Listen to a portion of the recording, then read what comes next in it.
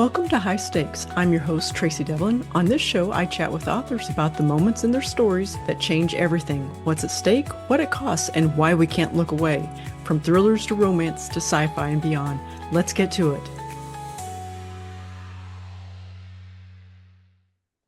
Joining me today is author Georgia Stone to talk about her romantic comedy, The Roommate Rule. Why am I having trouble saying that? The Roommate Rule. Welcome to the show, Georgia. Thank you. Thank you for having me.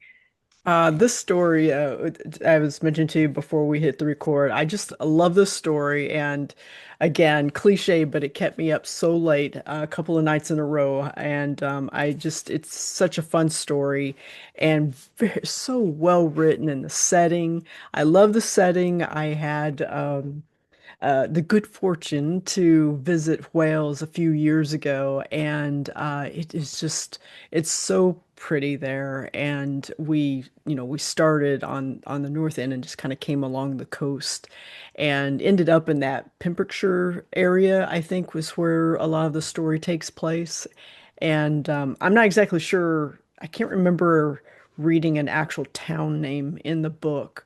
But one of my favorite places was Tenby in that area, which was just, have you spent a lot of time in that area? Because the Oh, setting you wrote, the yeah. descriptions and everything were just so wonderful. Yeah, I haven't spent a ton of time. I went there on a field trip many, many years ago when I was at school, and that was kind of where I got my idea for like the activity the activities that Gotcha. they go on and stuff like that. And I've spent time in other parts of Wales, but I actually haven't spent loads of time. I wanted to do a writing retreat while I was working on it, but like timing just didn't work out. But I mean, I will probably go back just purely so I can have a photo shoot with the book. And There you go. Yeah, yeah, beautiful. I think that would be great, great. Well, before we jump into the roommate rule, could you tell us a little bit about yourself and your writing journey? yeah, so my name's Georgia. I'm a London-based romance author. I worked as a copywriter for a few years, and while I was copywriting, I ended up writing my first novel, which is called The Friendship Fling, and I was doing that kind of alongside the 9 to 5. And I ended up self-publishing that in February 2024, and then a couple of months later, I got a book deal for it. The title changed to The Friendship Fling. That was published last summer, and then now here we are with The Roommate Rule this summer. Yeah, yeah. I can't wait. I want. I'm going to. I noticed that the friendship fling, is Ava and Finn's story, and they're so fun in this book that I'm like, I have got to see what Georgia did to get those two together because they seem very much opposites attract, just like Dylan and Max are in this book. So I think that seems to be your shtick, I think, this Yeah, I've opposites attract. Yeah. I've realized that recently. The more I talk about this book, I'm like, oh, I do that all the time. That's great. Well, I always like the author to tell us what the book is about so that I don't do any spoilers and things like that. Can you give us kind of the pitch of the book, please? Yes, I still remain really bad at doing the pitch. It Every detail about this it book never gets easier to narrow ever. it down. But the roommate rule follows a man named Max, who is a travel influencer, who is invited on a 6 week long work trip to Pembrokeshire in Wales, which is on the coast. And his plus one drops out kind of at the last minute. And his sister, Ava, says, hey, my friend Dylan has been talking about wanting to explore a little more. Can she come along? And Max, as laid back as he is, says, yeah, why not spend 6 weeks with a stranger? Yeah, And so, exactly. In a cabin. why not? So the two of them go to Wales, and the intention is for them to be in two separate rooms in a big cabin, but it turns out the cabin is much smaller than they expect. And what follows, I suppose, is them trying to navigate living together in this little cabin and laying down a rule or two, a roommate rule or two, if you Yes.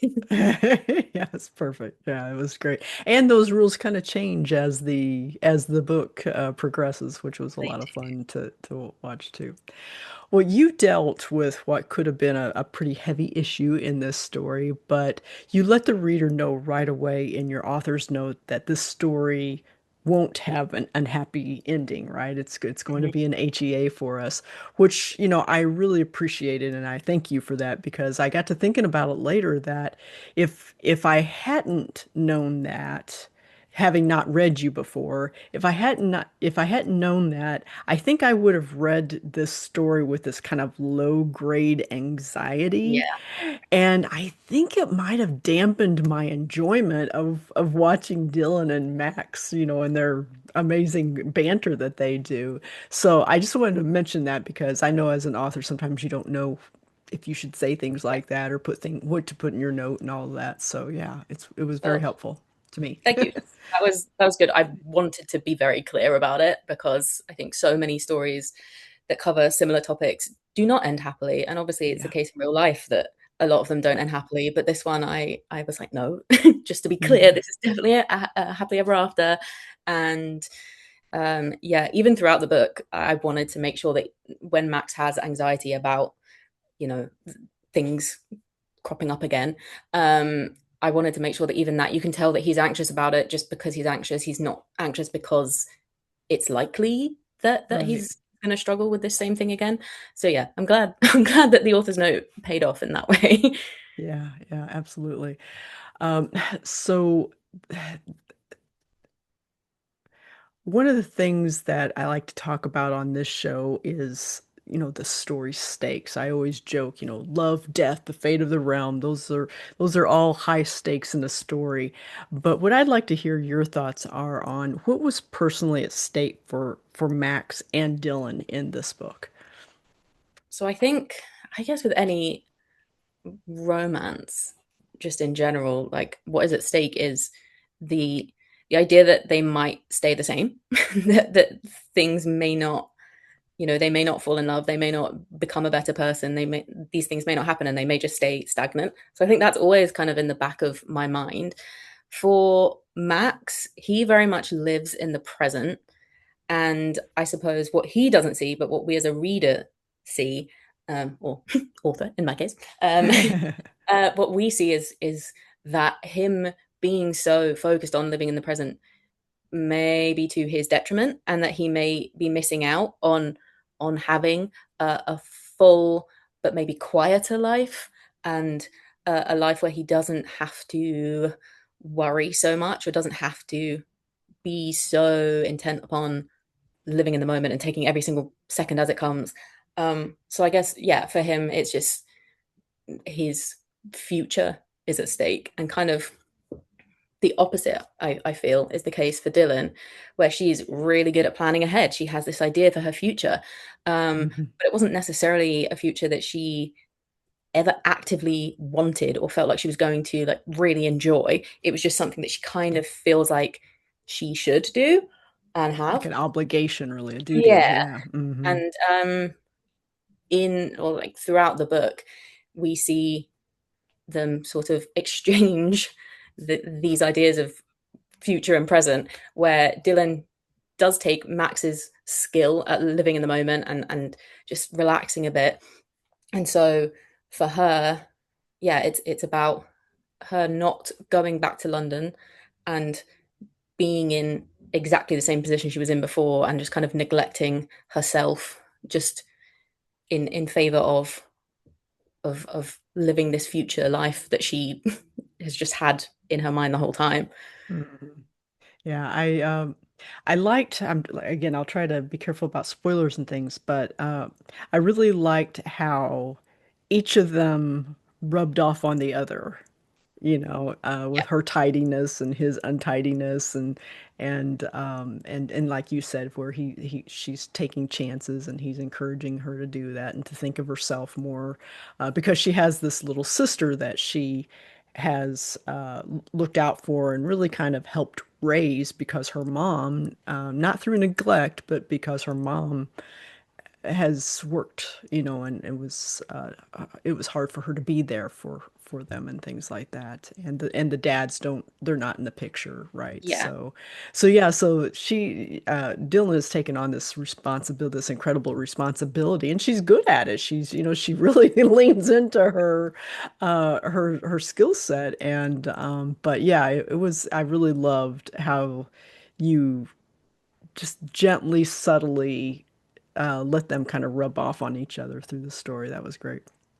Yeah, and I think that's kind of the appeal, I guess, of opposites attract, is that you find the ways that they complement each other and the ways that they bring out the best in each other and the way they kind of balance each other out by the end, while still Yeah, staying, fundamentally like they are the same person, but they're just changed for the better. yeah, yeah, absolutely. Well, you've got a couple of I guess secondary characters in there, in Jude and Ava, as we had already mentioned. Ava is the heroine in the first story, but Jude, I love them both. I thought they were both great characters. If I can talk authory here a little bit. It's like you wielded them as as these plot devices, like a master storyteller. It's just the way you helped those characters helped kind of pull things out of, especially out of Dylan. And I loved how Jude was always kind of like at max too. Yeah. So it was so much fun. I did you have fun writing it? Because it felt like you Yeah. really enjoyed it. Yeah, I mean, when it comes to Ava, for me it was really easy to write her, obviously, because I'd written a whole book about her. Yeah. And I actually had to pull back, I think, in later drafts. She was in it too much, and I was like, this is not. Okay. I think I was just scared at You already first to had write. your day. Yeah, I was scared to write new characters. I was like, I don't know these guys, but I know her. Yeah. So yeah, I kind of pulled back on her. And then with Jude, I feel like it's kind of an interesting dynamic in that most books, or at least most romances, they tend to have, if it's a between a man and a woman, they tend to have like one best friend or sibling, like they have their own main Yeah. side character, if that makes sense.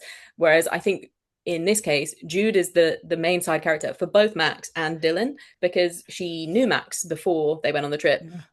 and so she's a stranger to Dylan, but she becomes Dylan's friend, and so she's to be honest also in it a lot because she's the main point of contact for both of them when they have kind of things to talk about or to Yeah. discuss, whatever. But yeah, I really enjoyed writing both of them, and I think Ava and Jude are on the surface very different from Dylan. Mhm. Dylan is much quieter and softer, whereas the two of them are not. Um, so again, I think that was partly because I kind of struggled writing Dylan at first. So I think maybe I just needed this balance by having these Yeah. women who were a bit sharper. And I love Dylan, but I find it a lot easier to write those kinds of like sharper, spikier women. Yeah. So I think that was partly it at first, but then I grew to love Jude in particular. I like loved her while I was writing. Yeah. Yeah. I really enjoyed how you had this element between Max and Dylan where Max would poke and prod at her just to get her to react. And at first you didn't really quite know what he was doing, and then it became a little bit more obvious what he was doing and things like that. And I thought that was a really it was almost like a sweet thing for him to do to kind of poke and prod her to be herself. Yeah, like he's really annoying about it. Yes, But I very think annoying. the reason he's doing it is a good reason. Um, yeah, I guess I as a person, Max is he is quite annoying and he's very direct as well. So he's just kind Very of direct, yeah. in her face and just in her business the whole time. And I don't think Dylan knows what to do with that at first, and then eventually, she figures it out. But yeah, it was fun to write that kind of Yeah, needling. I feel like he knew from the first moment he saw her at the station that he was going to mess with Yeah, her. he was Yeah. like, "This is my idea of a fun time." Yeah, okay, good. All you right. know, I thought so. Yeah. All right, good, good. All right. Well, we'll switch gears just a little bit away from the book and get to know you as the author a bit more. What is one thing that readers might be surprised to learn about you? so I I always say that I don't think I would be a writer in 2026. I don't think I would have published these books if I hadn't been a fan of One Direction in 2010. There is this whole domino effect it stemmed from being a fan of this boy band in 2010 that has now led me here in some weird, roundabout, convoluted way. So you are a fan of One Direction. That's the, Yeah, yeah, I love it. No, that's great. It is interesting how things like that, one little just encounter sometimes, a phrase that's thrown your way that makes you think about things in different, yeah, it's amazing how your life can pivot on a yeah, dime, as they say. Yeah. yeah.